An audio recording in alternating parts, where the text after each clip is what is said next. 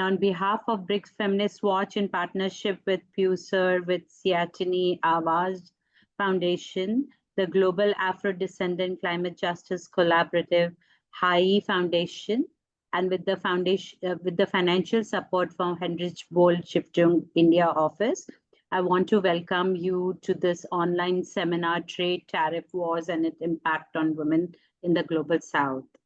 I, along with my dear friend Shubha Chacko, will be the moderator for today. Just a brief introduction for Shubha. Shubha is a member of BRICS Feminist Watch and also was the executive director of Solidarity Foundation. She has worked extensively in gender and development with expertise in gender, sexual minorities, and sexual workers. I just wanted to thank Shubha. I just wanted to take few minutes to set the context and to share why there is an urgency for this conversation and why it needs to happen now. As we all know, several countries in the world today are once again adopting a nationalist agenda or protectionist approach. This emerging trend is led by the US that announced unilateral reciprocal tariffs to be imposed on most countries in the world. This is likely to be destructive to trade supply chain and is leading to tariff wars with devastating impact on the global south, especially on women and girls. The global trading system stands at a fresh inflection point. The US, under the revived Trump agenda, is once again escalating tariff regimes, with sweeping flat tariffs of 10 to 46% being unilaterally imposed on over 75 countries. Many of these countries are in the global south, for example, Bangladesh, Vietnam, Mexico, India, etc., whose export-led economies are deeply entangled with the US markets. These measures are not purely economic. They are part of a strategic shift to reindustrialize the US through reshoring by making imports costlier and pushing companies to relocate production. But this protectionist turn is already having adverse ripple effects in the South, disrupted supply chains, inflationary pressures, and heightened uncertainty for sectors like garment and electronics industries, where informal women labor forms the backbone. Women in the global south, already positioned at the lower rungs of the global value chain, are absorbing the first shocks. In Bangladesh, and we'll hear more from our speakers today, for example, where 80% of the garment workers are women, the fallout includes job losses, wage suppressions, and factory closures. In India and Sri Lanka, women-led micro enterprises and cross-border traders are squeezed by supply insecurity and inflation. Meanwhile, the social safety net remains threadbare. Trade policy continues to operate in gender-blind framework, failing to account for differentiated impacts on women's paid and unpaid labor, care responsibility, and access to markets and mobility. The objective of today's seminar is to offer a sharp feminist critique of the current wave of global protectionism, centering its impact on women's work and economic precarity. We also want to amplify the voices from the global south and propose a more gender-responsive alternative to current trading orthodoxy. We will, of course, capture this conversation in a publication after the webinar. And so we are definitely looking forward to insightful and really in-depth conversation. As Shubha mentioned, please use the chat to share your comments, questions, and we will definitely in the middle have a Q&A and comment session. So without much delay, let's move on to phase one.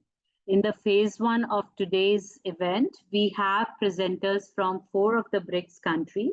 I want to first start with Anuradha Chenoy, my dear friend from India. She is a retired professor from JNU in New Delhi. She is an analyst of international relations, and you can read more about her in the chat. Anu, the floor is yours. I give you 8 minutes. After 7 minutes, I will just try to give you a warning for 1 minute to closure. Okay, the floor is yours, Anu. Thank you. Thank you, Priti. Thank you, BRICS Feminist Watch and all the supporting organizations and dear friends. I'm delighted to be here, and Priti wanted me to specifically speak on what is happening in the Indian experience. So like other countries worldwide, India has been a target of Trump's tariff threats. He first announced that India would have to pay, have 26% in addition to the 10% universal tariffs. Then separately, he has been saying that they have to, they're going to put 50% on Indian steel and copper. Then recently he said there would be 10% on all BRICS countries. And if he said if they have anti-American policies, but at other points he said 10% on all BRICS. So these threats really continue. And we know are his pressure and negotiating tactics and really a weaponization of trade. And 1st August is the hard deadline, apparently, for India, and negotiations are on. Now, I just want to give one sentence of background that you see in the 1990s and 2000s, first India and the global South countries were forced to go in for structural adjustment, privatization, and neoliberal policies, and globalization. And now suddenly, the US is no longer interested in globalization just when some of these countries found their feet and started benefiting from integrating with global supply chains. And so now these protectionist measures are coming in and very often, always violating the World Trade Organization procedures in the appellate body in which they have no interest. So broadly, what does India want? India wants an elimination of reciprocal tariffs and additional duties and an assurance that no future tariffs will be imposed. What the US wants from India is that they open their markets, they lower or have no tariffs on US goods, and on the other hand, they want to impose tariffs on Indian products. So India is under tremendous pressure to concede, and you can see what happened in the Philippines and Vietnam. They did have to make a lot of concessions, but let's see what happens in India. But India is holding forth on they have certain very strong disagreements in these negotiations, especially over agriculture, some on industrial goods, and fair reciprocity. Because what the US wants is that India open its markets for American genetically modified products, like especially corn and soybean, and India removes regulations on American dairy products. This is what they said in their July 1st, 2025 negotiation meetings. India, of course, has to protect its economic sovereignty, just like others in the global South, as the deadline approaches. So what the US is doing is striking at India's most sensitive nerve. And these are the sectors which most deeply impact women in India. So the dairy sector, for example, which the US wants to flood with American dairy products.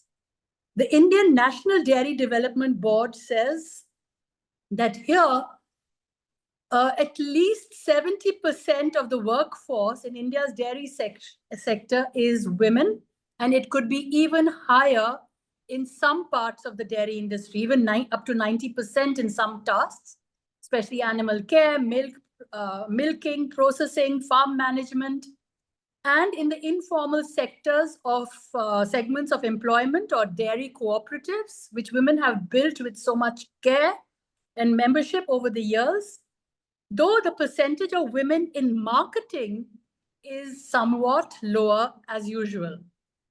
So in absolute terms, Indian dairy sector provides livelihoods to about 8.4 million workers and people annually, with 71% being women. And so they do the bulk of animal husbandry and are often paid even in kind and low wages. So they are the backbone of this sector, and any entry or lowering of tariffs for US dairy, which is very subsidized, would be devastating for India.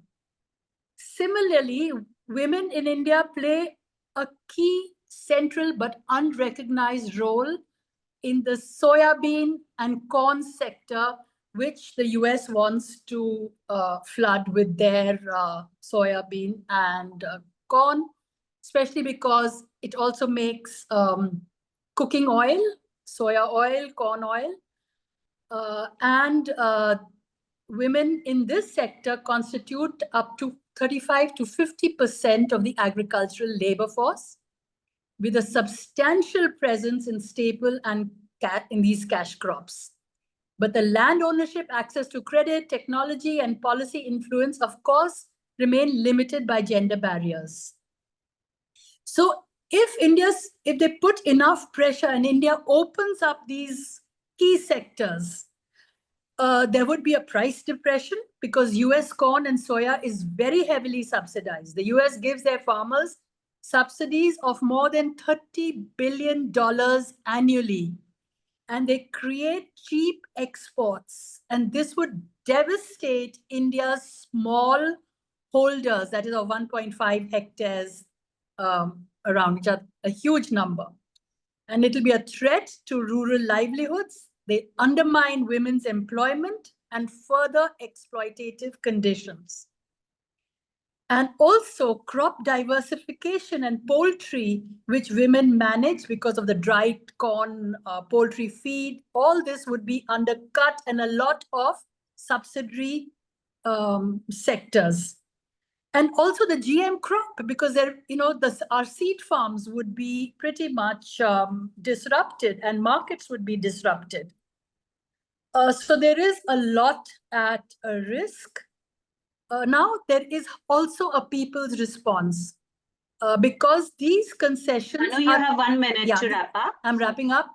Political concessions are untenable. Already the Farmers Union have said that if we lower the tariffs for the American corn and dairy and agriculture, the farmers associations, of which again women, since the 2020-2021 farmers protest, I think everyone in the world remembers that and their success, they have threatened a stir. So they're getting ready for this. So ultimately, what Washington calls fair trade, but for India, it's an existential threat to its agrarian economy, which sustains 700 million people. This is a mercantilist policy of the US, which is export and win. But for India, it is development and trade and survival. And India's trade with the US is $131 billion in 2025. Of course, they would try to save it, but they cannot risk alienating farmers, but we don't know exactly what will happen. And lastly, I think my critique of this is, which applies to all of the global South and others, that these tariffs, they go against first WTO multilateral framework, they bypass the appellate mechanisms, and India and the global South will face institutionalized disadvantages where years and decades of rulemaking would be undermined. So I think the BRICS and other countries of the global South, they need to act collectively and oppose these BRICS. And I think this is a first step, or maybe one of the steps towards that. Thank you very much. Thank you, Anu. I know it is really, it hits us when we talk about our agriculture sector in India that over 700 million people are directly, indirectly connected to it. And what this tariff does to that sector, along with rural economy, is really like where the scale of the problem is so huge that it calls for a immediate crisis. And thank you so much for your insights. And I would move on from India. Let's go to China next. Lucy, I would like to invite you. Allow me to give a brief introduction for Lucy. Lucy is the executive director of the High Think Tank and is the executive director of Pacific Studies Center at Beijing's Foreign Study University. Lucy, I'm going to give you the floor. You will also have next 8 minutes for your intervention. Thank you, Priti, and thank you to meet our ladies from Global South. Today, as a Chinese woman, I'm concentrating on this tariff war impact to the Chinese business women. We know in the past, any of the Western power, they initiate any wars, they will never consider any interest to the developing country. They might take their advantage interest to the developing country. But now with after the 100 years of colonized most of the global South countries, we are independent. Especially for women in these countries are more independent. So the women, no matter in the scholar, in business, most of the global South countries, we are independent in the family, in the society. So this time, we know the tariff there's already very clear for the negative impact of caused by the business women. But I'm talking this time focus on how this tariff war have a positive side and inspiration effect to Chinese business women. First, the Chinese women more get attention and understanding of politics. They realize the politics could affect their business survive, could affect their business. So before the Chinese women, they only care about their business cost and how much they can earn. Now they know, oh, okay, there's international relation could be affect their business, even the small business, it could be affected. So they must realize and they are more pay attention on international politics. Second, they are more realize America and realize how America-China relationship could be affect their business. I think because China large population, so the most impact to Chinese business, and of course most to the Chinese women's business. So now they realize, in China, some of the women, they know they have many years business in the American market. Now suddenly the tariff got much increased, and the product start at the port or at the factories. They cannot sell to the U.S. market. So now they know the international relation could be really affect their business.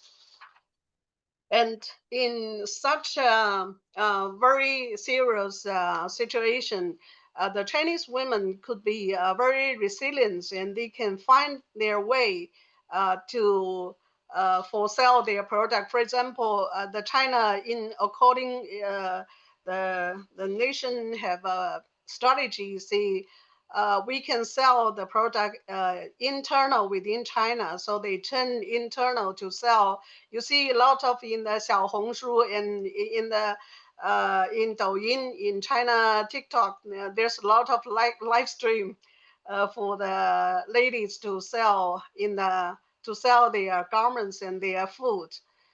So they survive themselves, and they keep their cost, and they can get their cost back, and also they can keep very low price, get just a little bit profit, but they still can survive. And also the Chinese women, they have more resilient. Chinese women, they are, most of those live stream to sell those garments, they're in the night. If you look at Chinese live stream, there's very few in the daytime, most of in the night. So the whole night, you see those women show their clothes and show their food. So they still, we think about, we're scholar, we are not that hard work, but we think they are so sleepy, and they of course they know how to enjoy life, but they have to, the whole night when people sleep, they have to sell their product in the but in this way, Chinese women can have a resilience to find a way to sell and to survive their family. Also keep the workers in their factory to survive. There's what we call one worker, one family. And also in this tariff war, the Chinese women have more responsibilities to China, the nation, and also to their factories, to their business, to their enterprises, because they most of them they use a flexible way to keep still workers get paid, and they have a different way to like the workers to have live stream together, or they can share. They have different way of selling and share the profit. So they still keep their own family, keep the workers' family, keep the entire company to survive. Through this war, and the Chinese women knows how they have more ability to know how to face this type of problem. So I think they learned not always peace. They learned, so they have more in future. They have more prepared. So in the conclusion, I think we, the global South country, we need to unite together. In particular, our women should be united together. Like this time, thank you so much for this opportunity for all our global South for have the communication. But in future, we can find some mechanism for trading global South women trading platform, something like that, to let the women unite together to face this kind of problem and find a solution. Thank you. Thanks so much, Lucy. Right on the dot. I really, because I know part of this tariff war is particular hostility towards China by US. So it was really refreshing to hear you having a more positive turn and talking about the woman's resilience in this adverse times. So thank you, Lucy. And I really welcome your suggestion how we can work jointly in Global South to collectively put forward some of the much stronger collective, whether it's an action or statement. So thank you, Lucy. Moving on, I would like to next invite my dear friend, Denise Dora from Brazil. Denise is a Brazilian lawyer, human rights defender, and is currently a PhD candidate. Denise, look forward to your presentation. You have next 8 minutes. I know Brazil has lately been in the news with the BRICS summit and the declaration. So the floor is yours, Denise. Thank you, Priti. Thank you for the BRICS Feminist Watch for this invitation and the chance to be with you and learn from you and also share some of our experiences. It's really great. I really appreciate it. I would like to give some context about the Brazilian situation, because last week Trump has issued a tax over Brazilian products of 50%, no?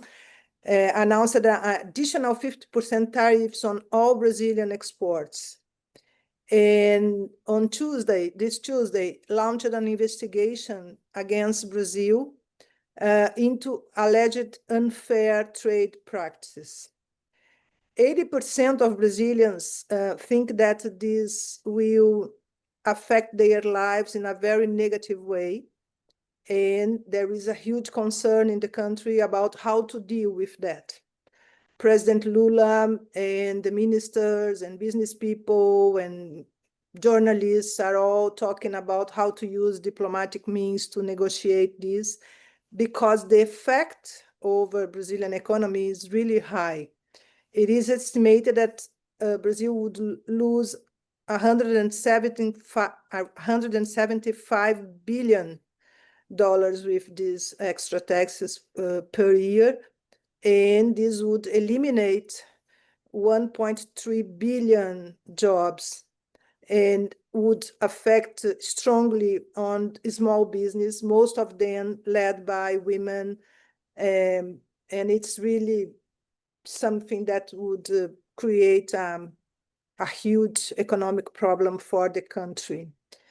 The idea of the investigation into Brazil's trade practices deeps the kind of reaction from Trump administration against some of the points that are being discussed in Brazil and implemented in Brazil right now.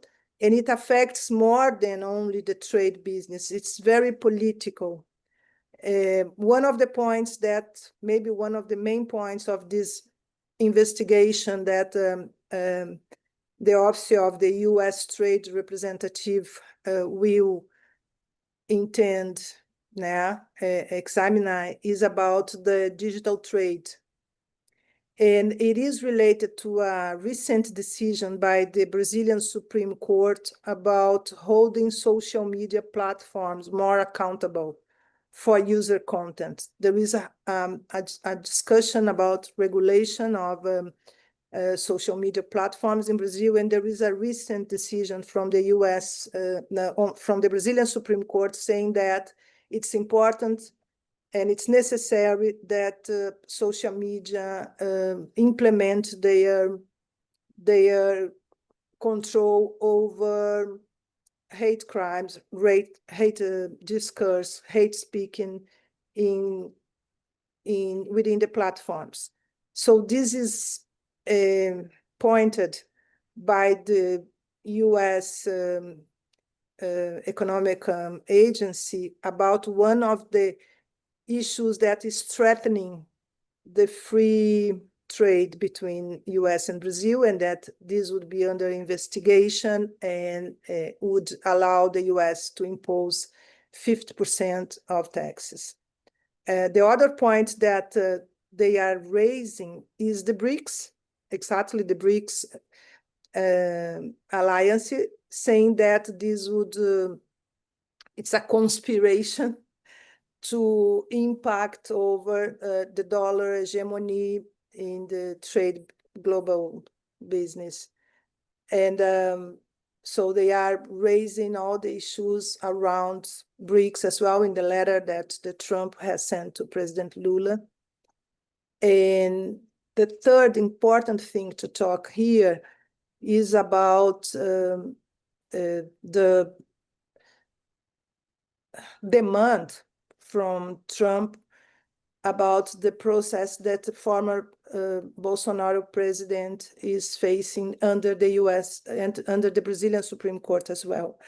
So there is the overtaxes that the US is imposing to Brazil now is very political. It's about a decision about the Brazilian Supreme Court on regulation of social platforms.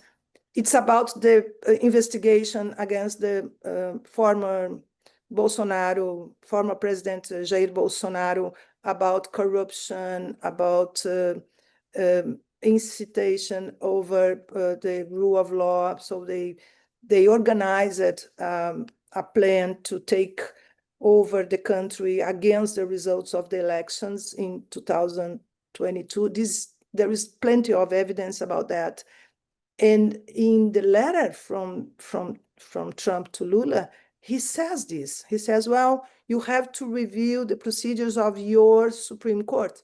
You have to rethink how the justice is prosecuting what they call political agencies. You are being transformed. Brazil is being transformed in a dictatorship that is against what the US think we should do.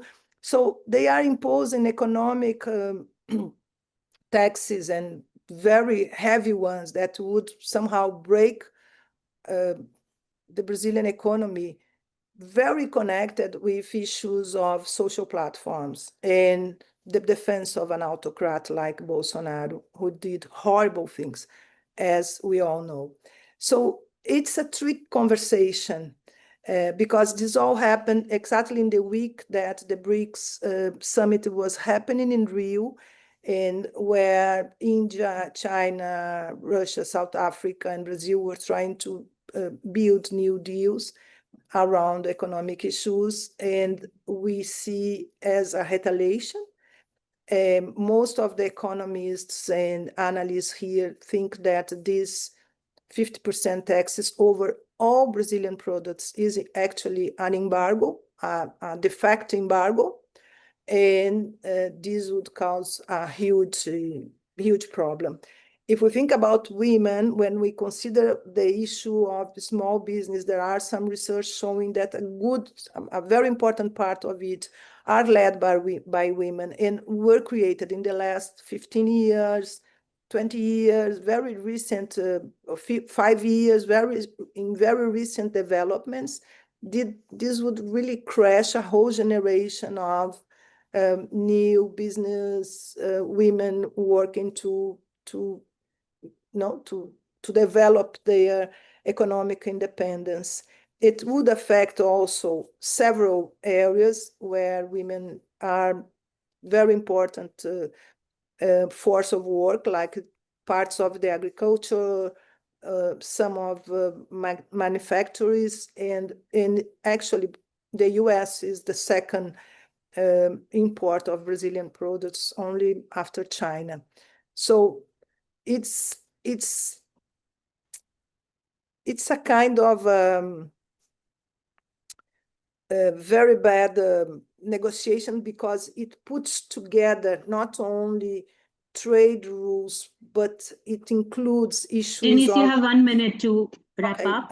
I'll conclude. It includes issues of sovereignty, how a national Supreme Court can or cannot issue decisions related to important economic and political agencies for the US, like the social platforms, the big business of the world nowadays.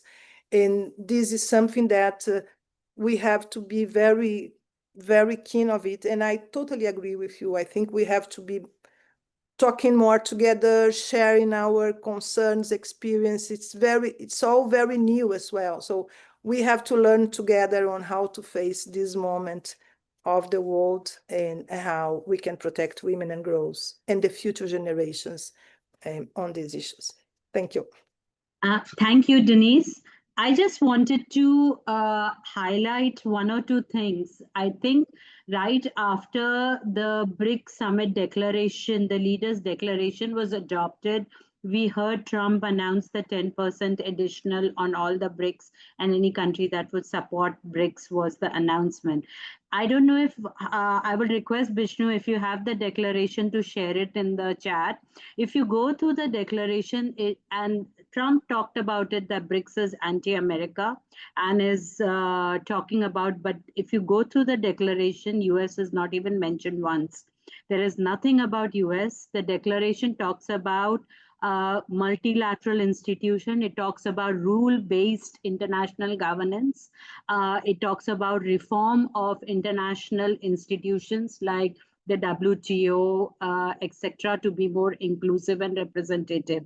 It doesn't talk about anything about US. So I will definitely will share the declaration if you haven't. So this is really like, that's where why is Trump so afraid of BRICS, and what does BRICS really represent in terms of the changing global power and politics is an important question also.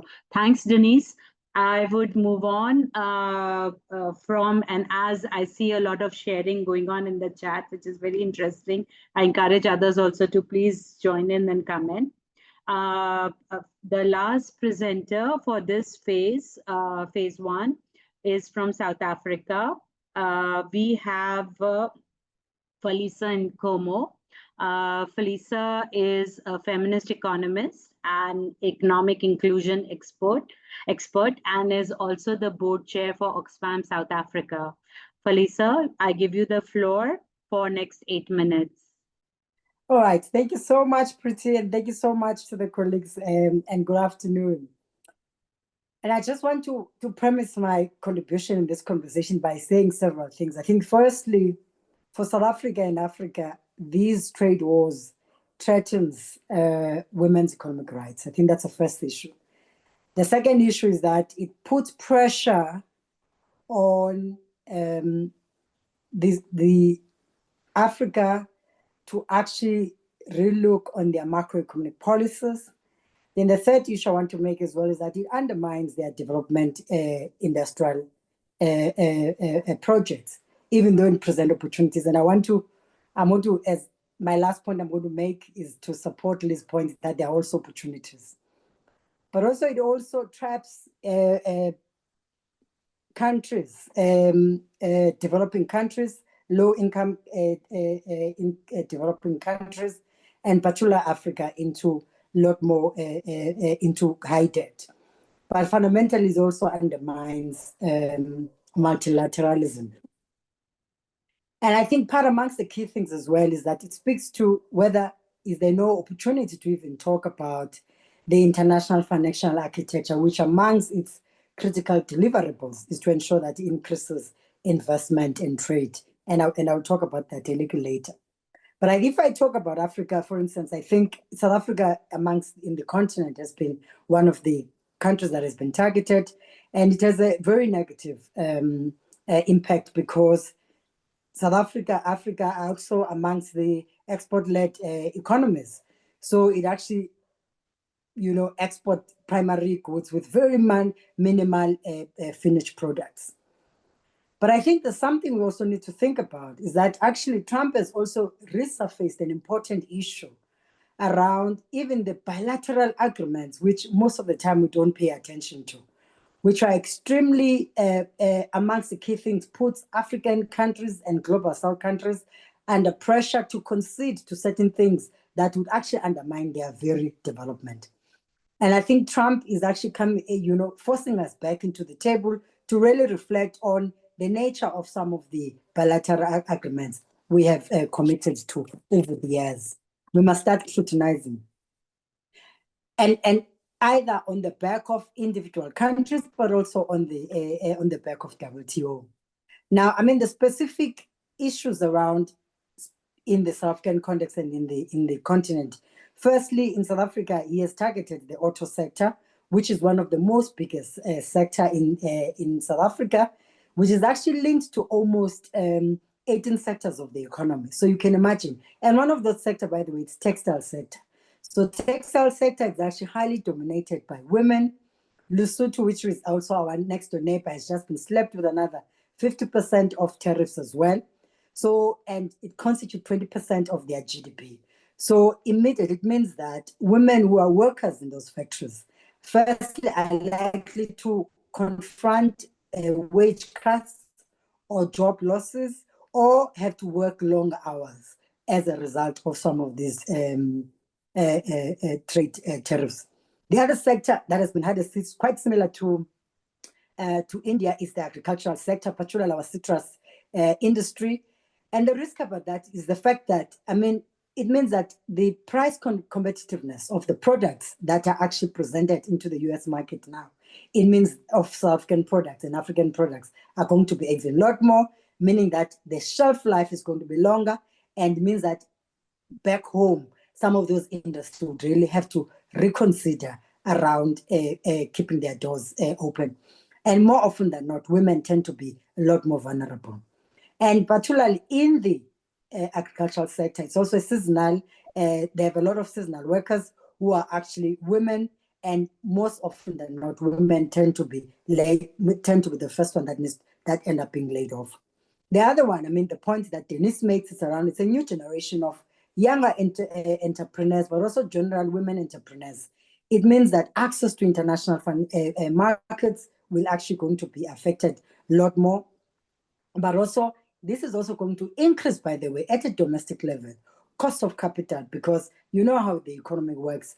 If your products are not demanded in the market, or you are not able to expand access to markets, is that the cost of capital is actually going to increase, meaning that the cost of productivity, and it's going to be choking our economy. But fundamentally, if you then look at the public policy perspective now, it means that we're going to be facing higher macroeconomic austerity measures, interest rate increases, but also we're not going to be experiencing expansionary fiscal policies, because government are going to have to manage the issues around debt, and South Africa is exactly on that. But let me come into what are the opportunities that truly exist. I think the first one, we really need to strengthen the South-South cooperation. South-South cooperation around trade, for instance, but as well as within Africa. Because I think for me, if you look, for instance, I just look at the data now.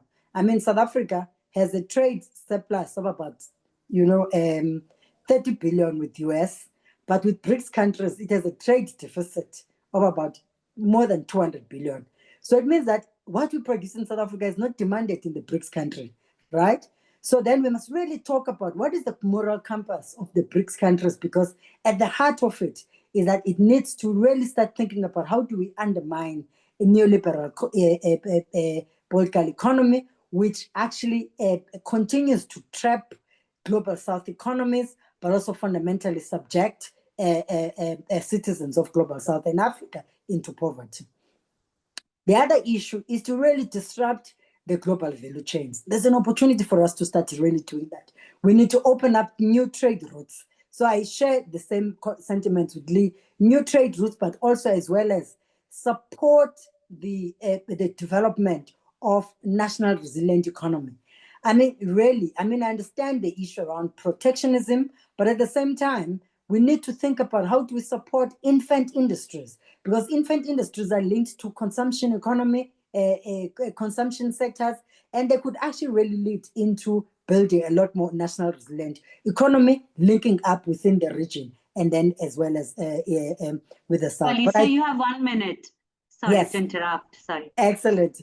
So the last point that I want to make is that amongst the key things that you also need to really think about as well is to a lot more think about from a feminist perspective, how do we build and put a very clear advocacy agenda to really put our governments within the global South to make it sure that they must not miss. This is a strategic moment. It has its own stress that it brings in, but also there are a lot more opportunity costs. But at the heart of it is to make it sure that we trade with each other. We demand for a lot more allocation of resources for women-owned businesses and drive an industrial development that actually deals with issues of poverty, unemployment, and really social inequality. Thank you. Thank you so much, Phelisa. I particularly appreciated you giving us some recommendations for us to collectively think about what is required from all of us, from BRICS, from us as feminists. So thank you for a very comprehensive analysis and your recommendations of way forward. I would like to, this brings an end to our phase one. At this stage, I would like to invite our discussant, Mariama Williams, to help us capture the conversations we had so far from the four presenters and to see what are some of the key messages that are emerging. Mariama Williams is a feminist economist and is a senior strategic advisor at the Global Afro-Descendant Climate Justice Collaborative. She is also a member of the Caribbean Action Network and the Gender Trade Coalition. Mariama, if I may invite you, I just wanted to highlight Mariama has some connectivity issue and may not have a camera on, but we look forward to hearing her inputs. Mariama, the floor is yours as a discussant. All right. Yes, thank you, Priti. Good morning, good afternoon, good night, everyone. I do apologize for not putting my camera on. I'm worried about I lose it, but also you will get dizzy as I'm in a transit in Halifax, Canada. This has been a very rich intervention discussion, and thanks to the BRICS Watch and all of the organization for this most timely intervention. And I'm really, really welcome it, and I'm glad that it is here. It's something that we need to discuss, especially as feminists. We need to take it out of the realm of the tense atmosphere that's occurring in the diplomatic circle and really bring it down to the ground and see what we can do. And I really want to really thank in particular the last presenter, but I think the trend that started this would be Lucy. I really want to thank Lucy for really starting out with kind of the positive impact of this trade war. Because I think sometimes, yes, we get caught into the dynamics of loss, but we don't always see immediately the advantage that this brings for us. And that, but I think the last two, in particular, Madame from South Africa, Phelisa, really, I really thank you for bringing that up, because we need to, yes, recognize that the damage and the loss, but we also need to think of this as a strategic moment, right? We know, of course, that anytime we have the evidence on structural adjustment, we have the evidence from the financial crisis, the Asian financial crisis, and the debt crisis of the 1980s, and the current debt crisis that we're in the midst of, and of course from COVID, that whenever economic shifts occur, whether it's in trade or macroeconomic policies or financial policies, the impact on women are always the worst and the more distressed, and that we need to build on it. But I think for me, we need to think of this also as a strategic moment. For too long, many of our governments, particularly mine in the Caribbean and from Jamaica regionally, have settled for the low-hanging fruit, the cheapest labor, which are women, the cheapest sectors, without planning the economy, without thinking about industrialization, without thinking about how to diversify the economy, how to work best with our neighbors next door. We're always thinking of the far away markets in Europe and America. And I think Trump has brought this consideration back. And so for me, some of the good things about Trump is that he's thrown out the rule book. And many of our governments, we've been saying that as feminists for a long time, that this talk about free trade that has dominated the Washington Consensus, dominate WTO trade liberalization and the unambiguous value of it, has been detrimental to economic development and to the development of women in the South. Certainly for some women, yes, there's been some gain. But when you look at the long span of it, where are we? Where are we? Where are the women in Africa? Where are the women in Asia? Where are the women in the Caribbean? We've tangentially, tenuously clinging to a market system, a global market system, that has not improved our life significantly. And I think this brings into questions the rule book, and the rule book of the WTO, which we are now even saying that Trump is violating. But that rule book has not been good for us. So I think it brings us to a strategic moment, and the developing countries like they did at Bandung, like they did in the New Economic Order and the South-South Dialogue, which faltered, which were a very positive thing.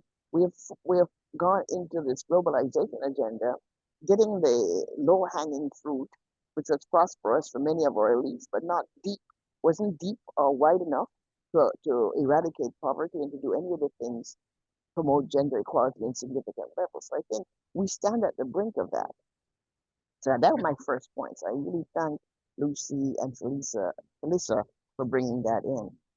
Second point, the weaponization of trade is something that we definitely should question it. We definitely should argue against it, utilizing trade and finance to disproportionately impact the poverty eradication process, gender equality processes that we have been part of over the last 20, 30 years through all the Women's Decade, through all the social summits. And we need our governments to begin to rethink how we ring fence and protect people at the domestic level. Not just those who are in trade, but the linkage to the trade system are the agrarian economy, the rural economy, the people who are day to day without water, without adequate tools and protection for them to live in a context where we have rising climate issues that are impacting how women produce, how women live, and so forth. So we have a broad spectrum of issues that we need to contend with. And yes, it's important to make the case that tariff, as we know from history, from evidence, when you start manipulating tariff in a way to benefit the elite, whether it's our local elite or the global elite, or in this case now the American elite, those things disproportionately affect the poorest among us, and in particular women, and have the possibility for retrograding generations of gender equality and poverty eradication programs. I think those points were made very much clear, and we have the evidence, so we don't need to go back over the evidence to say that if you increase tariff by 50% on any country, I don't care who that country is and how wealthy they are, it is bound to have ripple effect, and it's bound to be going to where the people who are the most disadvantaged in those countries, whose livelihood depend on trade, depend on the globalization and the globalized economy will be impacted. That is a starting point. The question is, where do we go from here, and how do we fight back? And I think I heard the answers in many of the conclusions that a collective action is what we need. We need the South again to go back to the table, go back to the drawing board of the new international economic order, of the new international economic or the South-South dialogue, to go back to the essence of what Bandung was about, solidarity, South-South solidarity. I mean, we have been trading, and we focus our trade on long distance to the US, while our neighbors next door languish. And even internally, and I think China is managing to be able to escape some of this because of the development of the internal markets. But all of our countries have internal markets that we have neglected by focusing outward and not developing. And whatever money we have, which we have some discussions about at the governmental level, we've chosen to put those money to support foreign direct investors who have money, who are subsidized, and not to subsidize and support our farmers, and especially SMEs. So I think this is a pivotal moment, and it's a moment that I think we should strive as feminists to look for and to push for our government to rethink, and go back to industrialization, go back to planning of the economy, go back to thinking about how we ring fence the poor, even within the constraints that we're facing. There's not much we can do except diplomatically negotiate with Trump, but at what cost to each of our economies? Of course, initially the knee-jerk reaction will be to concede. I guess some governments will have to concede, but at the same time, are we putting into place longer-term policies and plans for how we got ourselves into this dynamic where we're so dependent on the U.S. for our export, whereas we haven't diversified our economy and make linkages with our neighbors and so forth. So I think a lot of these issues have come to the fore. Mariama, if you can wrap up, please. I think I will stop there because I'll have another intervention at the time. Yes, So I'll yes, stop there. yes, you do. Thank But thank you so much. I think this was just it was brilliant. I really want to appreciate the insight and how you captured and challenged us. I think as personally, I can share that as feminist, I was in this like, okay, are we now getting upset that globalization and all this is kind of getting derailed, or are we reminding ourselves that as feminists we have always been critical of these processes and it has never worked for women in these global supply chain. So and thank you for I know all of you for drawing our attention to we can turn it around. Of course it's very challenging for many who are stuck in this, but how can we turn it around also as an opportunity to build collectives and stronger alternatives, and to look at domestic markets and domestic production and neighborhood as you highlighted. So thank you, Mariama. I'm going to stop here and hand it over to Shubha. Shubha, if you want to pull out the questions and encourage everyone to please share your thoughts in the chat. Shubha, over to you. Okay, thank you everybody for the questions and the engagement. Before we do that, can I request everyone to put on your videos for 30 seconds, and Bishnu, can you take a quick screenshot? Can we get everyone's video on so that we get a good screenshot? You can see people. Sorry about this. It's just nice to see everybody also. Oh, I'm seeing a lot of familiar faces. It's good. Yeah, because unfortunately we can't meet in person and, give each other a hug, but yeah, we do the next best. So, okay. Thank you. So, the questions, I think the first one is for Denise, where it's more a comment, but it's to talk about how, this is not just an economic issue, but very clearly how it's linked to political issues and interference in a country's, political issues, targeting national digital policies, issues around taxation, even national digital security, which is now so crucial, and policies on, investment, procurement. So, Denise, could you, talk for a minute more about it, and then we can go to the next question, because there are a few comments and questions, so people can keep their responses short. So, Denise, this was response to what Thank you said. you, Shubha. I think this question is aligned with and listen from Phelisa and Mariama also. It's a key moment, I think. If we join, if we put together this issue of economic crisis, the US administration, the threats against countries in the global south, with the climate action that needs to be done in these years on restructuring the economies, on rethinking how we produce energy, food, and how our countries are more or less engaged with these issues, it's a key moment for the feminist engagement and a feminist perspective about equity, how to distribute, and also about how the BRICS countries are dealing with democratic values. Now, we know that India, Russia, South Africa, and Brazil, to talk, are not like consolidated democracies that protect women and girls. So I think many questions are over the table now, and it is a crisis, but it's also a chance, an opportunity, a moment where we are discussing how we would go forward, which are our next steps. Yesterday, the International Court of Justice has released a decision, advisory opinion about the responsibilities of the states on climate issues and for the next generations. So if we connect these things with trade and how tax and how this negotiation among the big countries and global South countries vis-a-vis the US and Europe policies.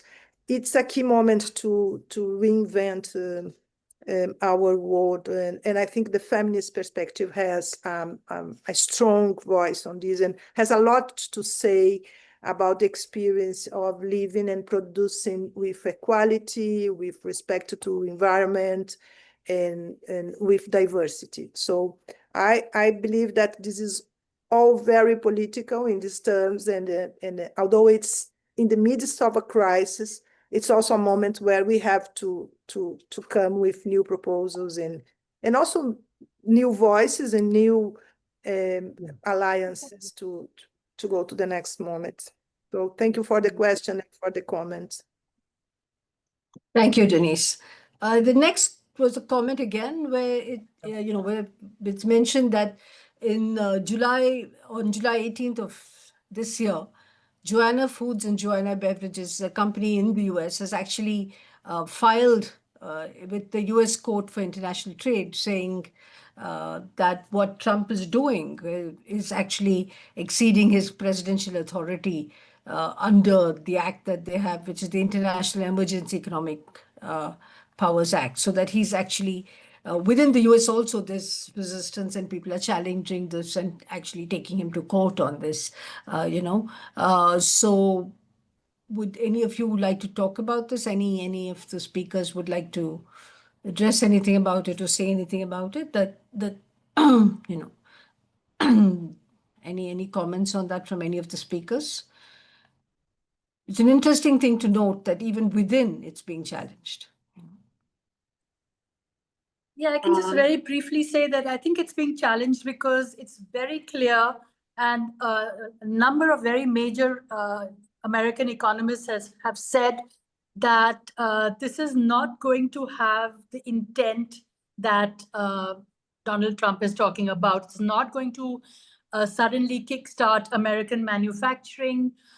It's going to lead to inflation, and it's going to hit the working people and the middle classes in the US. So there is concern about it. The second issue is that these are not being used as tariffs. These are being used as unilateral economic coercive measures, like sanctions that you saw in the case of Brazil, that you withdraw the case against Bolsonaro, or we will, pressurize you. So it's vengeance, it's threat, it's personal vendetta, it's tariff all mixed up. So I think people across the world, who are concerned are reacting, and that is why this case in the US. Thank you. Yeah. May I add Can I one just add? comment? May I say something? Can I? So, just Shubha, a sentence. I just saw a poll showing that the rejection against Trump and Bolsonaro has enormously increased in the last week due to this announcement. So population in Brazil are rejecting this measure. They think that it's awful, it's threat. It's so sorry, Phelisa, go ahead. Just to give you the political impact. Phelisa, go ahead. I mean, Okay, so I agree. I agree. hi. It actually I agree. I agree that he's also facing his own internal revolt, because I think through the tariffs, he's also setting new terms of trade, right? Which in fact, he's not even been able to negotiate them within the US, but also he also wants to fulfill some of his political priorities. I think that's the first thing. But there's something fundamental he's also doing. He also is also forcing companies who have globalized to come back to the table with him. The Apples, for instance, who have actually, globalized and chosen several destinations to manufacture some of their products, because he's also confronted with high unemployment in the central parts of the US. So in essence, he's really doing a trade-off to achieve some of those political priorities. Hence, I'm saying that for us, it's an opportunity, because then it means that on the back of this new global terms of engagement that is introducing, we must start supporting our own infant industries and trade with each other and set our own rules and standards amongst ourselves. Thank you for that. And Ranja has also posted more details about the case in the US against Trump, if you can see. Shubha, Mariama has her hand up. Okay, sorry, Mariama. Please go ahead. Oh, so what I was going to say is, I mean, I take the point about what Trump has said, and I take the point about the case in the US, but I think we don't want to rest on those, because even for the US, the courts have been not the most friendly. Even when they're friendly, the decisions have not been overly supportive of what where we want to go. And so I don't think the US court is going to save even the American population, much less us. But I want to also say, let's not bind ourselves to Trump, because the dismantling of the WTO, it didn't occur under Trump. It started from Clinton, Biden. The US has always done what the US wants to do. It's just been very quiet. It's been surreptitious. It's been under all kinds of plans and programs that have impacted us, from Chile to Jamaica, under Manley, whatever they want to do. Trump is being naked about it. So what we're seeing is a return to naked, aggressive mercantilism. You don't pull up a ship anymore with your soldiers or the Navy and you do it through diplomacy or non-diplomacy or hardline diplomacy. You do it through now with fancy technology and fancy talk, but it's the same process. I don't see Trump as distinctly different from any of the others. It's the naked ruthlessness that America has always done. And they get what they want. They suppress who they want. And sometimes they do it clandestinely, sometimes it's open. Trump has been very open about it. And I think for that, I am grateful, because we are always arguing with our governments about these things, and they pretend as if, you know, the situation is other than it is.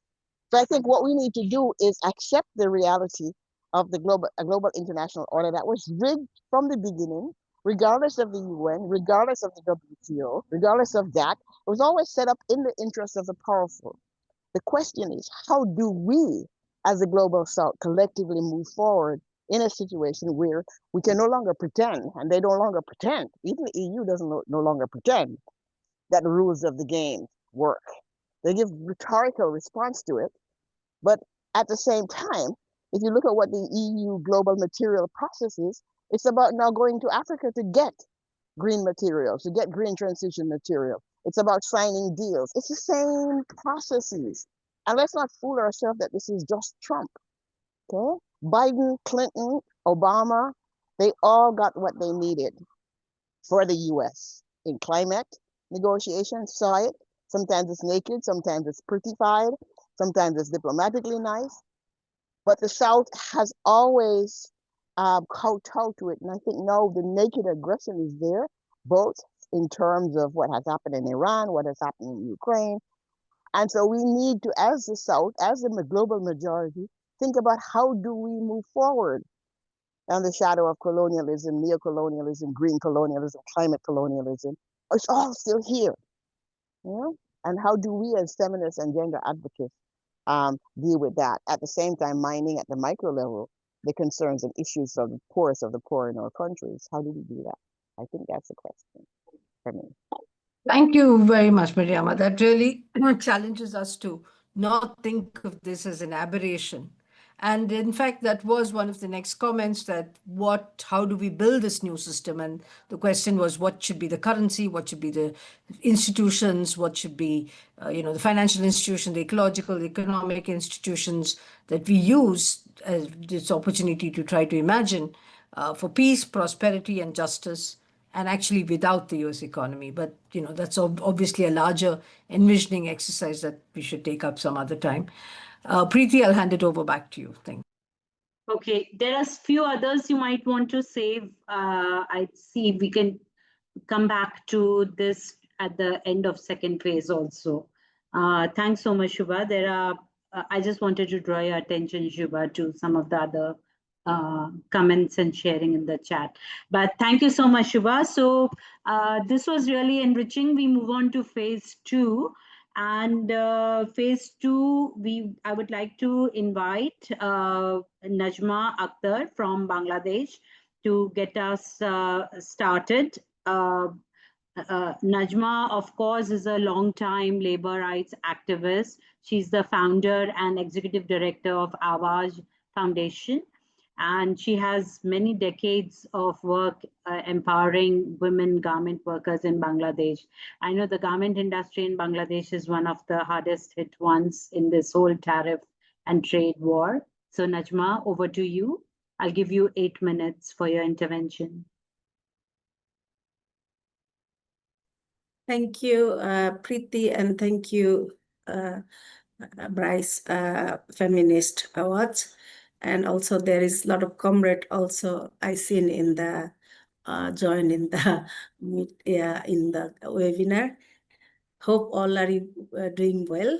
So I'm not an economist or lawyer or a different profession because I'm an activist as well as the trade unionist. So I wanted to share something, the impact on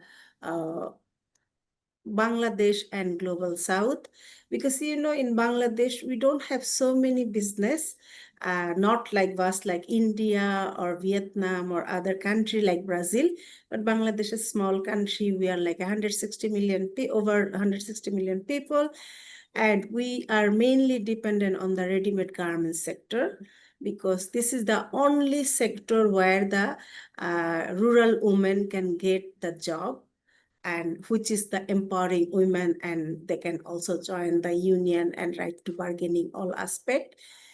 In Bangladesh, we have like 4.4 million workers, majority are female workers, and our main market is Europe, then America, Canada, Australia, and other country. And Bangladesh, we have like $35 billion business export in the ready-made garment sector. And if we are talking about the US, is like a 8 billion business we are doing with the US market. If there is this kind of tariff where, because already we are paying like 17%, and they are now asking for another 35%. So which may be over 50%. If it is happen, then many garments manufacturer will not take the order. So nearly 1 million workers will lose the job. It's not thousands, but it's a millions workers' life and livelihood, especially the female workers. And when people and we Bangladesh, like one of the cheapest lower wages getting from the garments workers, and even the Vietnam has more salary, the Cambodia has more salary, but Bangladesh is like $100 we got monthly salary. So it's cheap labor and slavery already we have. But the issue when this tariff is coming, it's not only affected the 8 billion or millions workers' job, but the Europe market also, like Zara, H&M, Puma, many other European goods also they're selling in American market. And if this tariff also affect in Europe, then everybody will try to slow business and try to, if there is no profit, they will not doing the business. So what will be affected?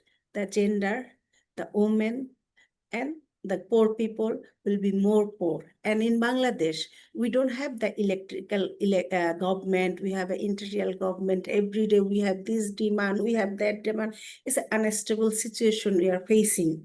And we have a lot of insecurity issue. And even the workplace has sexual harassment, abuse, job security, and the workers are blacklisted, and false legal charges. So many things are facing. But if the Trump administration, when he just taking the charge over, and then he was cut all the US fund, that is also impacted, because the America or Europe, they are coming to my country or the Global South for the profit and they are giving the charity or aid to us because we are not getting the profit share. We are not getting the equal rights and equal benefit as like the business, how they are running. So, you know, the cheap labor, low price, all aspect, even millions of workers, people are also lost the job from Bangladesh when USAID cut the fund, and a lot of health, especially the health sector and many other sector also affected. And that's the things because, you know, they are taking the profit from us. They are taking all our effort, especially the young women and youth, their blood and sweat, long working hour, workers are hunger, exploitation, all aspect. Because of the global south, we are not united. We are not negotiation capacity in the business community as well as the government side, and also the poor worker as like what's going on. So that is the things. Now the time, the global south, we should be stand up. We have to raise our voice and we need to solidarity. We need to fight the imperialization and the globalization, capitalization and militarization, all aspect, because end of the day, the poor people and women are affected. As a feminist, as a labor activist, you know, we need to be, many cases, we have challenges. The mainstream women activists are not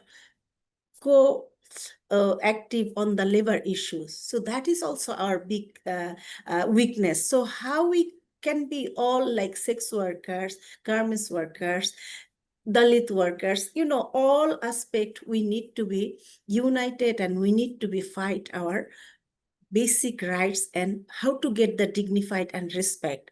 And this tariff, if it is really start, my country, a lot of women will be lost their job, especially they are very young, what they will do, how they have to think and how they have to survive.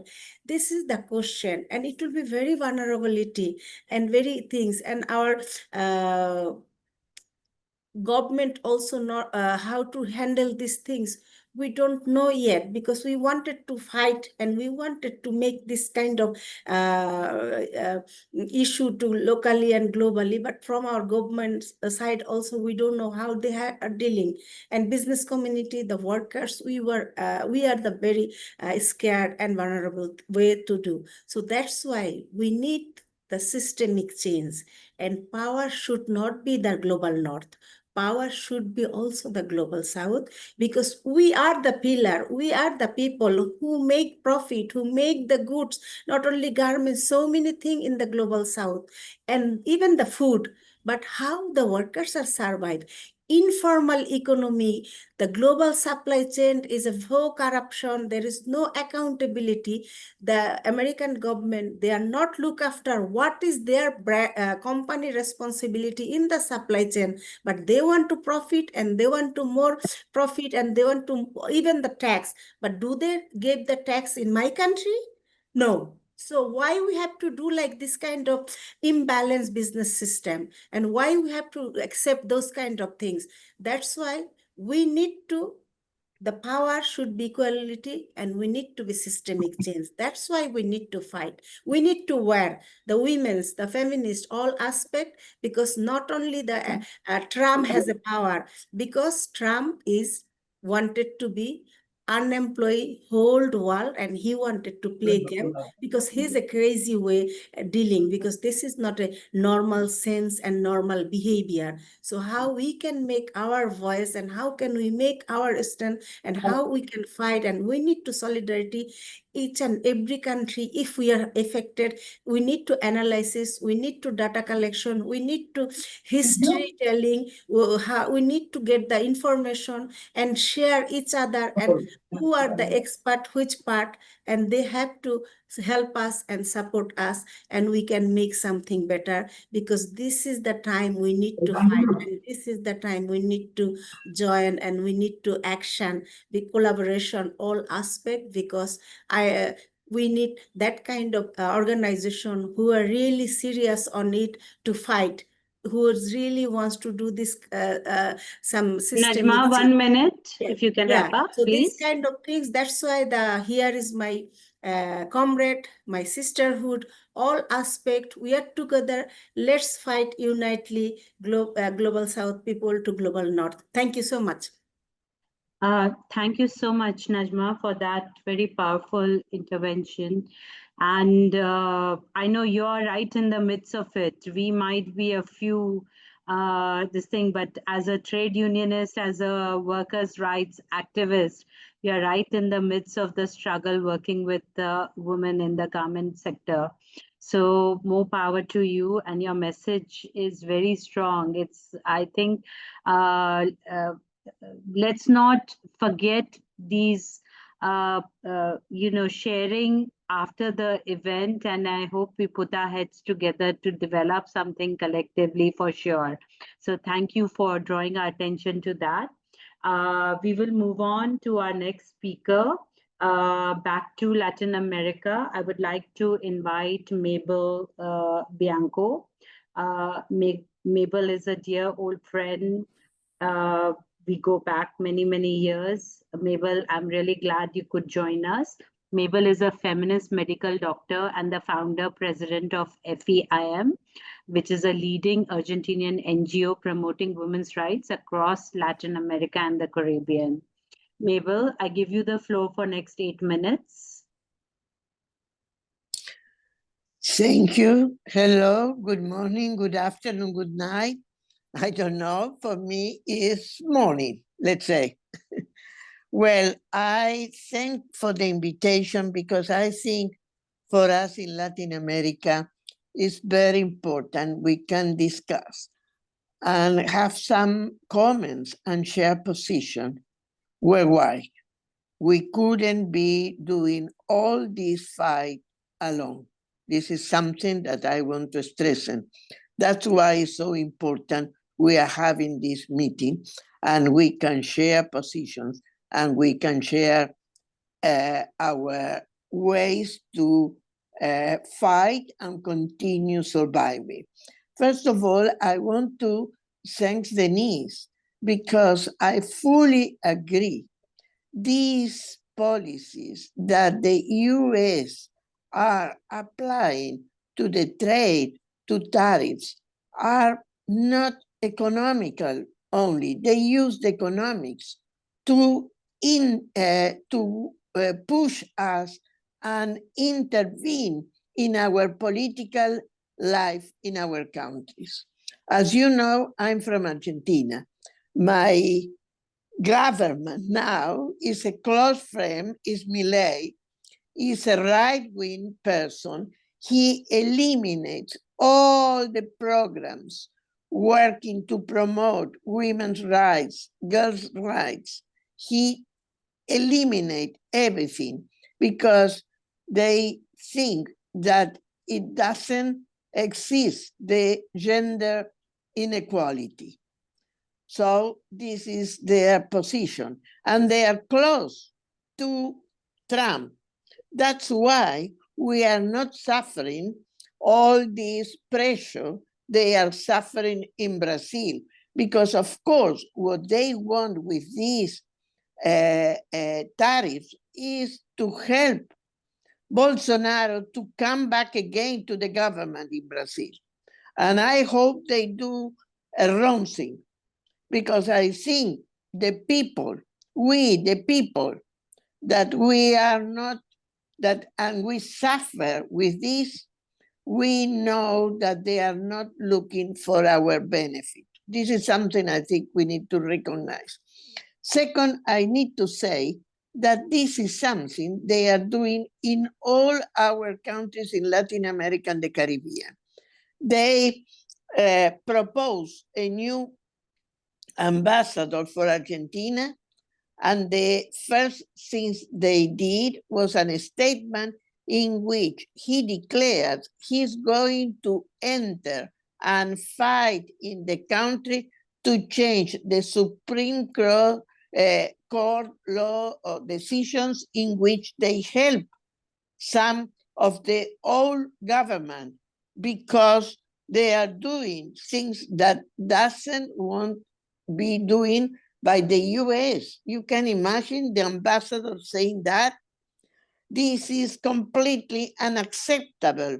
We are pushing, we are requesting even the government from all the political parties and also all the civil society requesting that our government couldn't accept that, because this is an interference, that this is not democratic. This is a way in which our sovereignty is completely destroyed. So we need to be sure of that. What they want is to interfere and change the political decisions we are doing in our countries. This is the first point. Second, we need to say that we have been in Sevilla recently. As you know, sorry, in Sevilla, we organized the Feminist Forum. The Feminist Forum, we have more than 300 present, but we have much more online. And we have women feminists from all around the world.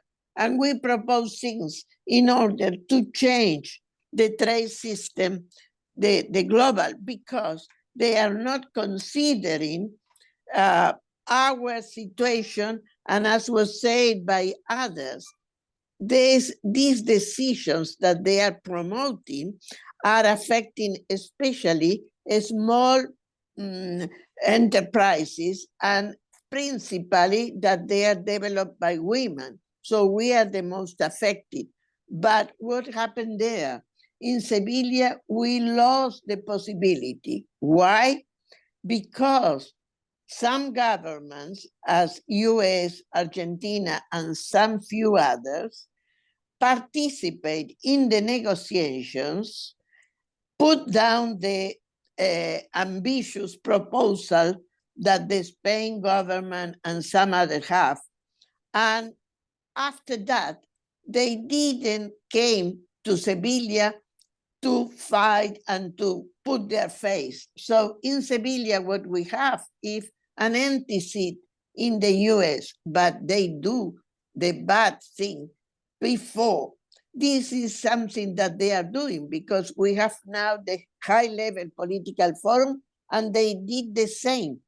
They discuss Mabel, and you have 1 minute. participate. I'm sorry Yeah. to interrupt, Mabel, 1 minute.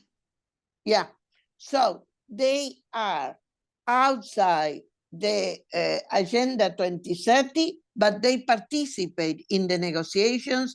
They make the law, the proposals, and then they are not present. So what I think is we need to be together, the feminists, through the BRICS and other groups, but the BRICS, I think, is a very important one, in which we need to fight against these rules in which they are advancing on our sovereignty, and they are especially against women's rights now to work and to have income. As was said before from my friend from Bangladesh, we need to fight, but we need to do this fight together, because it's a big enemy, and we need to be fighting together to be able to have any possibility.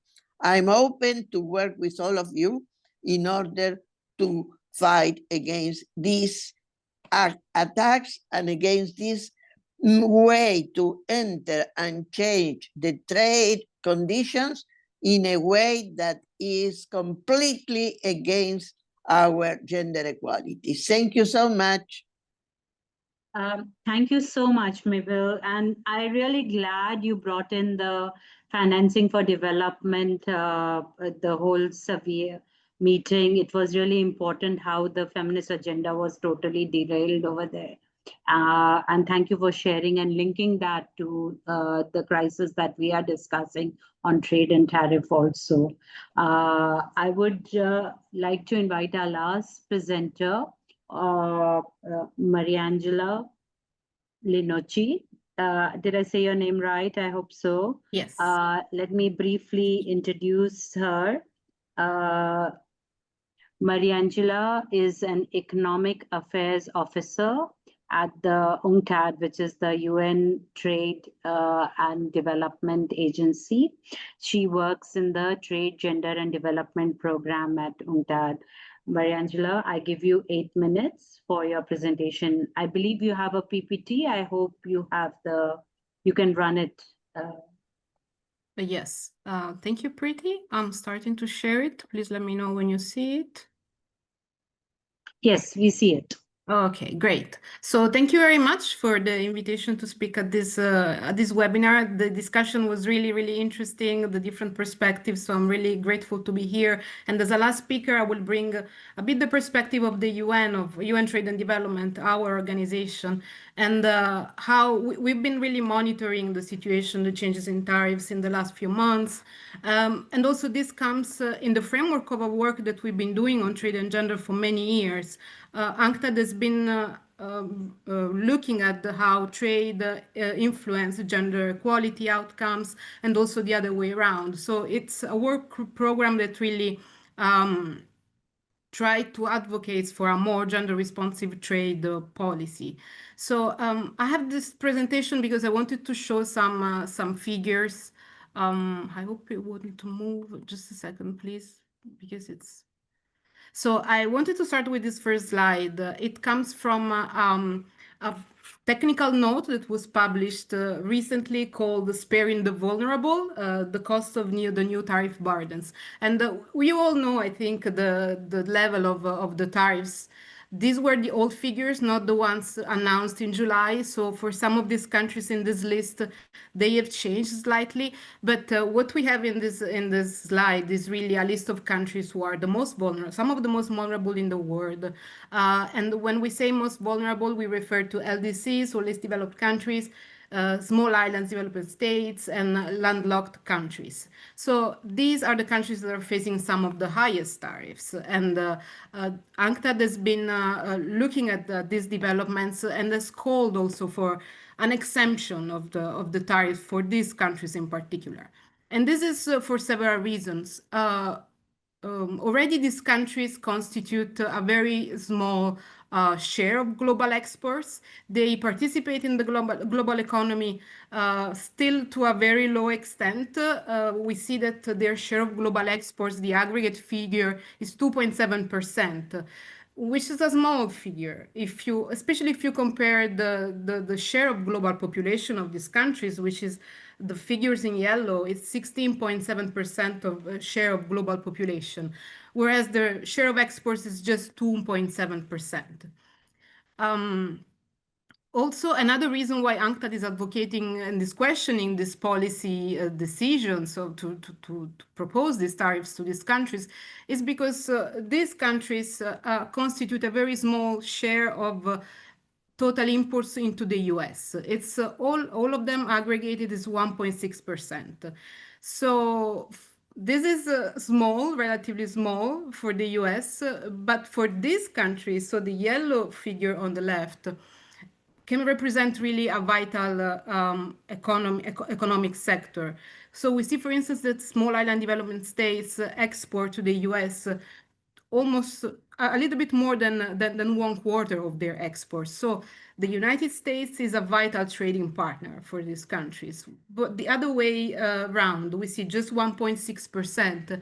And the overall contribution to the trade deficit of the US is calculated at 0.3%, which is really small. And this points to the fact that any duties collected from the imports of these countries will really provide very limited benefits to the US economy, considering these figures that I'm showing. But now going to the issue of the impact of trade on gender equality, we all know that economic policies, including trade policies, do not affect men and women in the same way. They are not gender neutral. This is something that increasingly in the last years has been acknowledged and recognized as a fact. Of course, the impacts of trade and trade policies on women is very much country and context specific. So you can have countries that benefit from trade, providing a lot of employment opportunities to women, where some sectors expand due to their export. But also women working in wage employment in import competing sectors within the same country may be affected negatively. So it's really within the country is also very context specific, and it's difficult to have a blanket statement. As I said, trade may create opportunities for women, but it can also exacerbate some existing inequalities that already are present in the society and in the economy. And this is what we're witnessing right now. This is the current situation. For some countries like we have mentioned Bangladesh, we have mentioned Lesotho, other countries that have expanded women's employment opportunities through trade. Now they are seeing these gains, these economic gains, both at the level of their broader economic goals, but also social outcomes of trade. They are seeing these gains threatened because of the current developments. And I wanted to really bring the example of one country that we have studied several years ago, which is Lesotho, and the case of AGOA, the African Growth and Opportunity Act, which is a preferential scheme that was given by the US to several countries for duty-free and quota-free imports to the US, exports to the US. It's a scheme that started in the 2000s.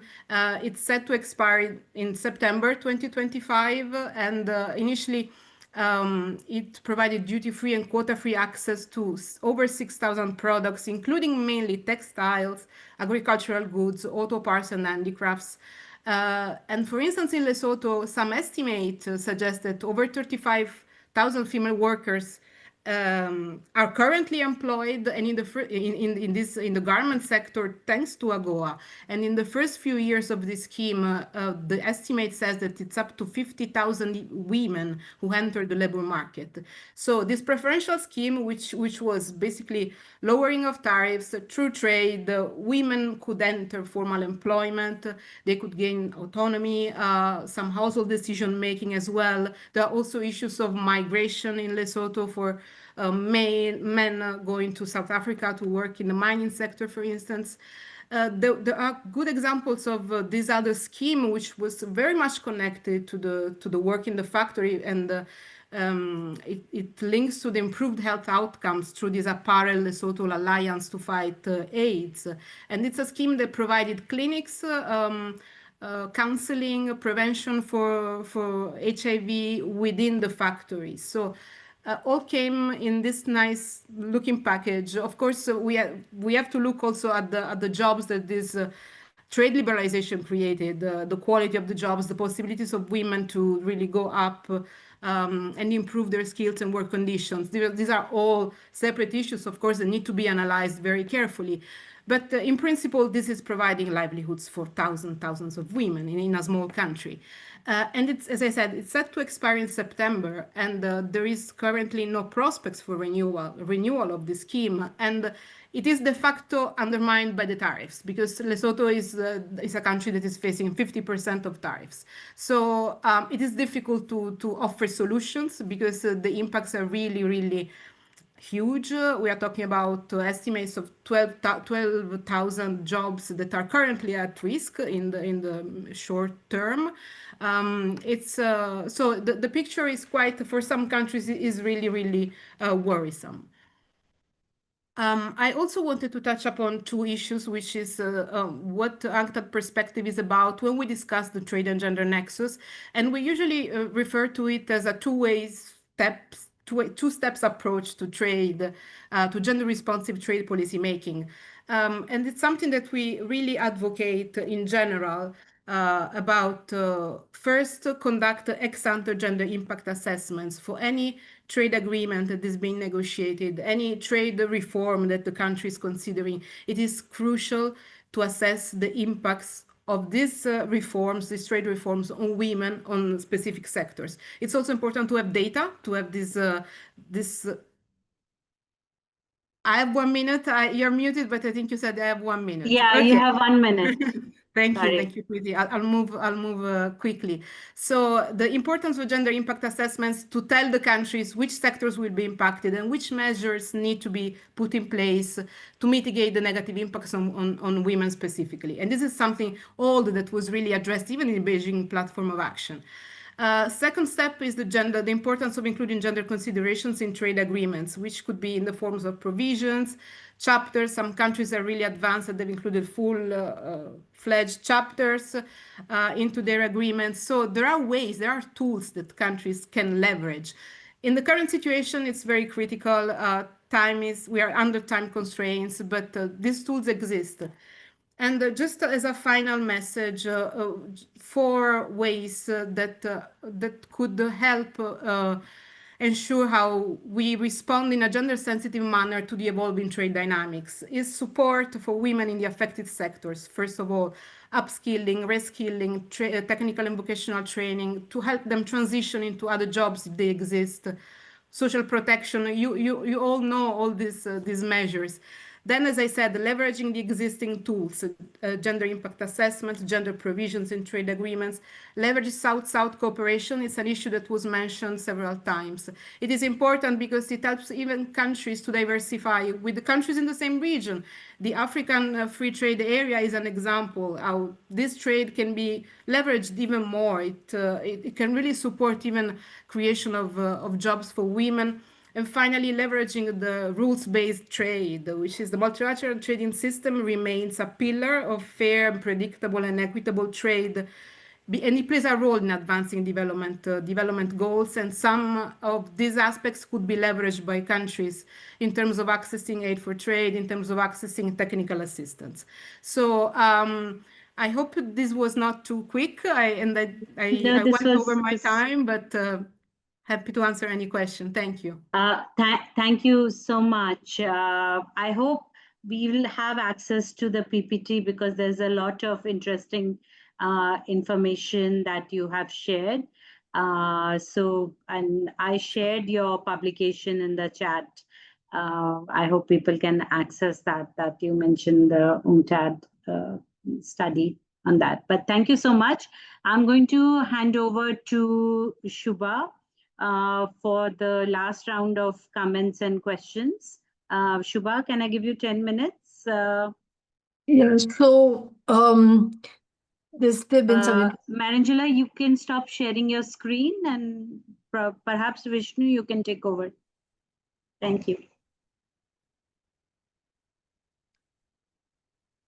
Okay, so somebody from Ethiopia writes saying that that as somebody from the newest member of BRICS, there is this thing that whether we should press more for unconditional debt cancellation as BRICS, and should we move away from this current situation, and otherwise even BRICS is going to be just a reshuffling of global power structures from one dying empire to another one, which is the emerging empires. So what then can BRICS do to kind of change the course of the debate? What can BRICS do differently? I think that's the main point that is being made. Anyone who wants to quickly answer that? In this current context, what can BRICS do differently and not just become, as you said, reshuffle the power structures that we take over from one and imitate the dying structure? Shall I make a quick point on that?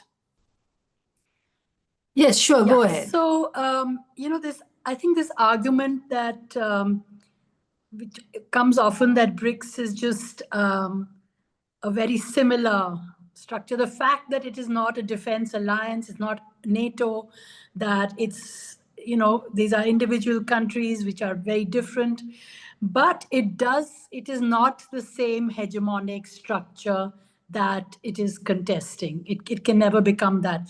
The Global South has never been hegemonic. Yes, of course, there are aspirational powers, there are right-wing regimes, there are nationalisms, but nonetheless, there are differences. And in that, I want to just bring, for example, China has recently completely removed the tariffs of 52 lowest income countries. In 2012, both India and earlier China had removed debt that many of the low-income countries owed them. So I think we have to pressurize BRICS to take more of these steps because the policy obviously is divide and rule. At the moment, all countries, because there have been these unilateral sanction, kind of unilateral tariffs been imposed, they're all struggling to balance and negotiate. So there has not been that kind of solidarity, except it did come a bit from the meeting in Brazil, where Lula made very strong statements. And other BRICS leaders have also spoken very strongly about multilateralism without attacking as such Trump or America, obviously, because BRICS is not against any other country. They are for their own trade, they are for their, and they've made some good statements overall. So yes, I think as civil society and as feminists, we should put pressure that BRICS coordinate more and we have much more inter-trading with the global South. That is one way of South-South solidarity and move that way. Thank you. Thank you, Anuradha.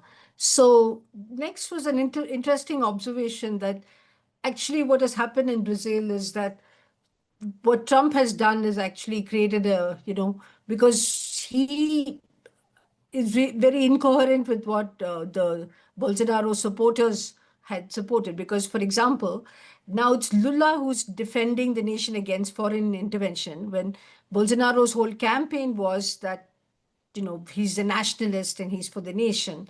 So it kind of, the supporters are kind of confused, let's say. And the other point that was brought out was that PIX, which was that now Trump's is starting his waging a war against, which is their main means of payment, PIX, is the other thing that Bolsonaro was very proud of, So it seems like this has created some tensions within supporters. And maybe, Denise, you'd like to just take 30 seconds to talk about it?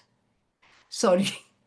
But you're running out of time. Okay, So- it's that's what's happening. The Brazilian population is seeing this as an attack against the country, against the country's development, and some of the good things that are happening, like this PIX way of transferring money without taxes.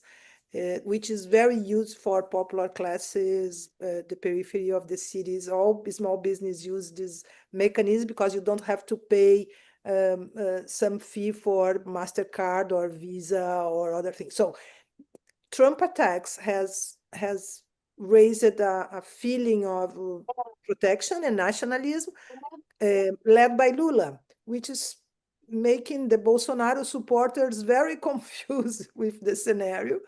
And moving from this idea of a very conservative, anti-feminist nationalism to one that is much more progressive and based on democracy and human rights. So that's why I think the economic and politics are so intertwined, yeah. And that's an opportunity. It brings an opportunity for these conversations as well. So thank you, Denise. One person said that the ex-ante impact assessment that you do after projects and is welcome, but they don't really change the basic nature of the very extractive, exploitative global division of labor. And they particularly pointed to Bangladesh and Lesotho as so what proposals are we putting forward, which is not just impact assessment, but more than in terms of what are the other kinds of things that people are talking about? Maybe, Mariangela, would you like to talk about it? Because you did touch upon that in your presentation, but would you take a minute to talk about it? Thank you for the question. I still believe ex-ante gender impact assessments are useful because they really tell you where the impacts are and what can be done about them. The thing is that you also need the political will to take action. The outcomes of any gender impact assessment need to inform trade policy, need to inform any trade agreement. And I believe also that the consultative process with civil society is very important for this to happen, to make sure that they are involved in the negotiation of a trade agreement, and that any provision that is integrated into the trade agreement as a result is effectively implemented and monitored. This is where we see that there is still a significant gap. Even though we have provisions in trade agreements that are related to gender equality and women's empowerment outcomes, we see that the actual implementation is not really strong on the ground. So that there is a gap there where countries can do better, where international organizations can also support, providing technical assistance. But we do need a stronger monitoring mechanism. And some of these provisions, I would say all of them actually, are non-binding. So any provision needs to go hand in hand with the national policies. They need to really match whatever you are committing to in a trade agreement. So it's kind of a holistic approach to the situation. And it's not, of course, I agree, it is not something easy, and there is much more that needs to be done. But I think some of the tools are already there. They need to be used more widely and more effectively. Thank you, ma'am. The other points that people talked about were the need for us to rethink, come together, take this conversation forward, and many people are interested in doing that. Somebody also said that, poor people globally should not continue to subsidize the nationalist elite of the US because they consume and destroy the world, and also US women. I mean, also that the US poorer women are being affected by all of this that is happening. So the solidarities have to be, global South or global majority countries, but also with, the South and the North, so to speak.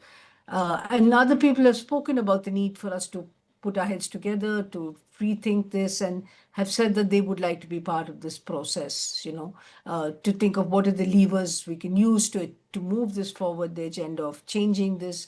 How do we reshape the narrative? What is the proposal for a new system? So big questions that, we possibly have to continue to discuss and take forward. Thank you, Priti. Over to you. Thanks so much, Shubha. I know we are running out of time.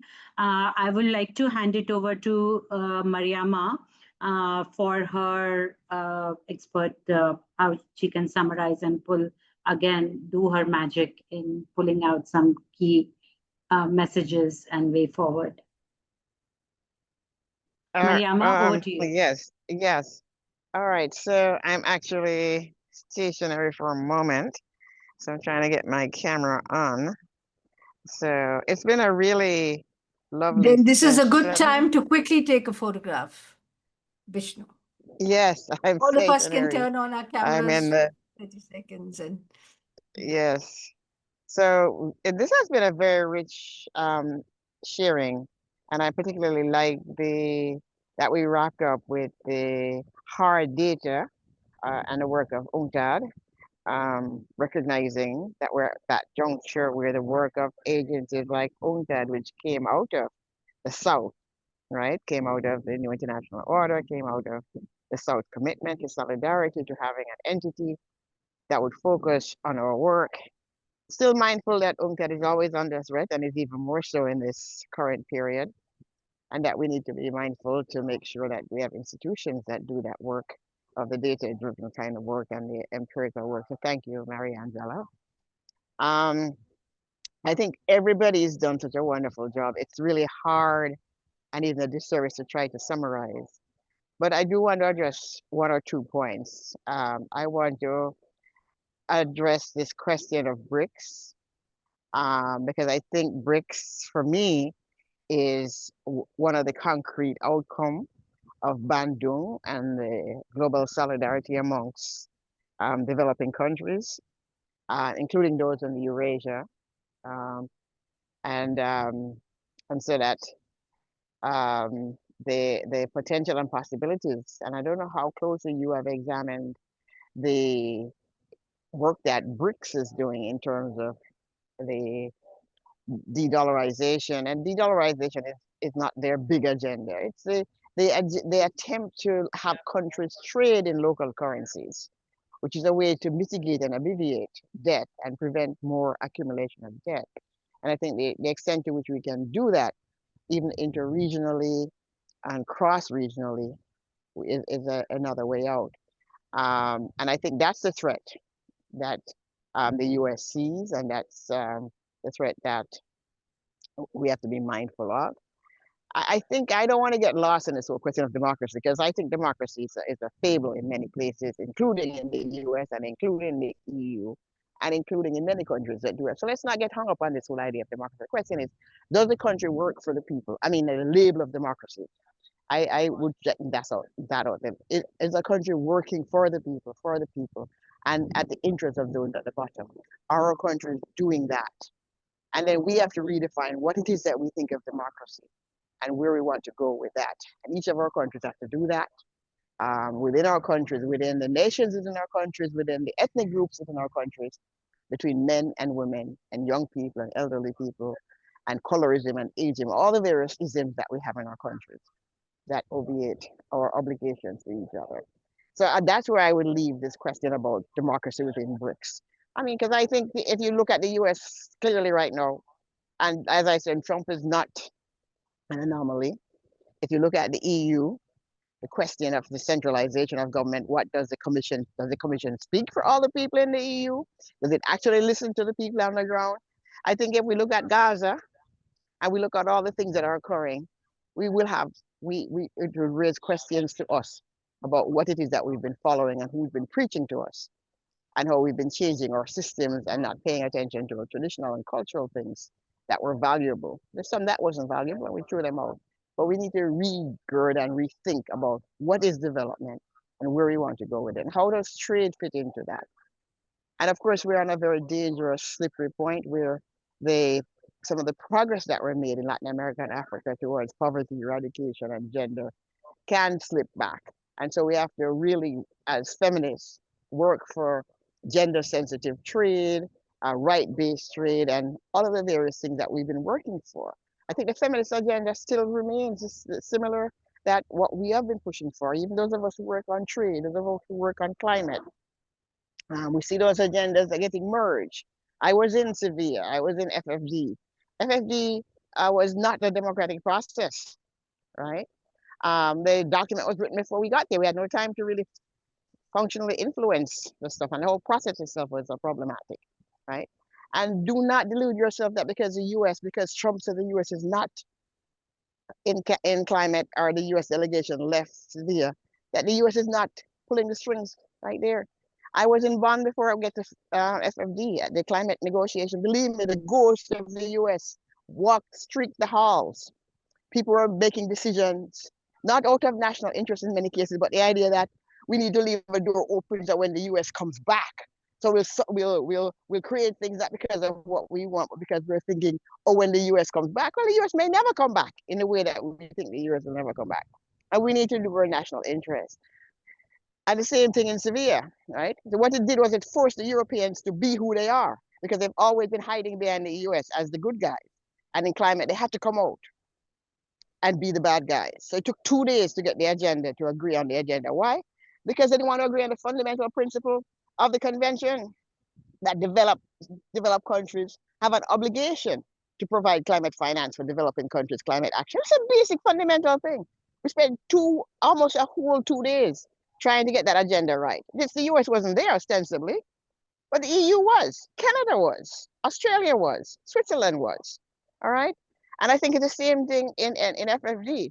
The US is not there, so the other countries don't have to come out and be who they were, who they think they are, who are ex-colonial powers, who are determined to keep themselves and their economies wealthy on the backs of global South. And I think right now, the only institution that we have in the South is BRICS, because all of the rest of them are fragmented. My AOSIS, small island state, who funds them? Who leads them? The so-called ILAC, independent state of Latin America. Who are they independent from when they push a US-driven agenda? So I think we need to really get rid of some of these cobwebs that we've been fed about China, about other things, and really look at the objective reality of where we are from some of us 50 years after so-called independence, and where we are currently in a global system that has none of our interests at heart. I was demonstrated by COVID. COVID should have been a big wake-up lesson for us. We didn't need Trump to tell us that they don't care. They don't care about the poor generally, not the white poor or the black poor or any of the poors, right? Or else you wouldn't be taking things, Medicaid from poor people to give billionaires money and tax write-offs. So let's be very, very clear about where we are and stop deluding ourselves and getting lost and getting pushed into these fights about the role of China, the role of Brazil, and democracy and so forth. What is our feminist agenda? What do we want to see in trade and in the financial architecture? What do we see in de-dollarization and all of the various things that are going on, the new currency, Bitcoins and so forth, that the central banks are going? Where are we and what does it do for us, right? So anyway, that's my little bit. And I have some write-up on various aspects of what people talked about, but honestly, I have been traveling in a bus and my notes are stuck in my computer and I'm doing my best to write out here. Thank you very much. Thanks. Mariama, thanks so much. This is what you can do on the fly. I can imagine what you can do if you are not in the bus and traveling and stuff. But thank you so much for pulling us together and calling the spade a spade. And do share your publication. You can share it on BRICS Feminist Watch Google group, or you can send it to me and I'll be happy to share it with others. But I wanted to, I know this is just the start of a conversation. This was so rich, it went beyond what all of us imagined. And I wanted to particularly appreciate the generosity with which everyone shared their expertise and their analysis from the country as well as region and larger global perspective. I also want to appreciate the audience for sharing in the chat. Some of the comments were very insightful and making the discussion very vibrant and rich. From here, I think there are a couple of actionable points. People have expressed an interest to think collectively. If there is an interest in that, please just send us an email, and along with others, we as BRICS Feminist Watch and other partners, we can initiate an informal collective to brainstorm together how to work on this collectively, as has been shared by many. In terms of the project, we definitely would be capturing this conversation in a publication, and which should be out soon in a month or so for larger audiences. But I wanted to also recognize all the help that Vishnu has done in making this webinar a success. Behind the scene managing Zoom as well as, so Vishnu, if you want to turn your camera on so that we can really thank you properly for all the help you have given us with this webinar. But thank you so much, everyone. I know it's obscene hours for perhaps those in China and other places, and thank you for staying with us. And bye. Bye.